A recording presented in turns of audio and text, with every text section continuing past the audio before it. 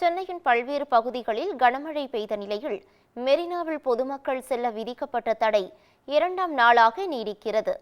வங்கக்கடலில் நிலவிய டிட்வா புயல் காற்றழுத்த தாழ்வு மண்டலமாக வலுவிழந்ததாக வானிலை மையம் தெரிவித்துள்ளது.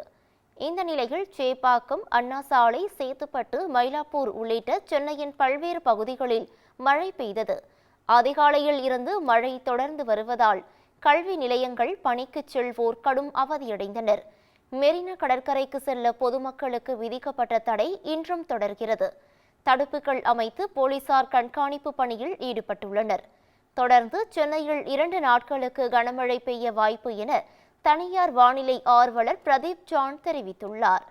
சென்னைக்கு அருகே ஆழ்ந்த காற்றழுத்த தாழ்வு மண்டலம் நிலவி வருவதாலும், மேகக்கூட்டங்கள் அதிகமாக சூழ்ந்ததாலும் உள்ளிட்டவை மழை பெய்ய காரணம் என கூறப்பட்டுள்ளது.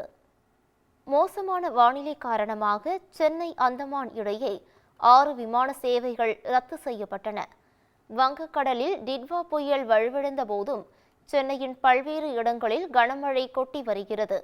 இந்த நிலையில் சென்னை விமான நிலையத்தில் இருந்து அந்தமானுக்கு செல்ல வேண்டிய இண்டிகோ, ஸ்பைஸ்ஜெட், ஏர் இந்தியா எக்ஸ்பிரஸ் ஆகிய 3 விமானங்களின் சேவைகள் ரத்து செய்யப்பட்டன. அதேபோல் அந்தமானில் இருந்து சென்னைக்கு வரவேண்டிய 3 விமானங்கள் ரத்து என அறிவிக்கப்பட்டது. அதோடு 3 விமானங்கள் ஏறத்தாழ 2 மணி நேர தாமதத்திற்கு பின் சென்னை வந்தடைந்தன.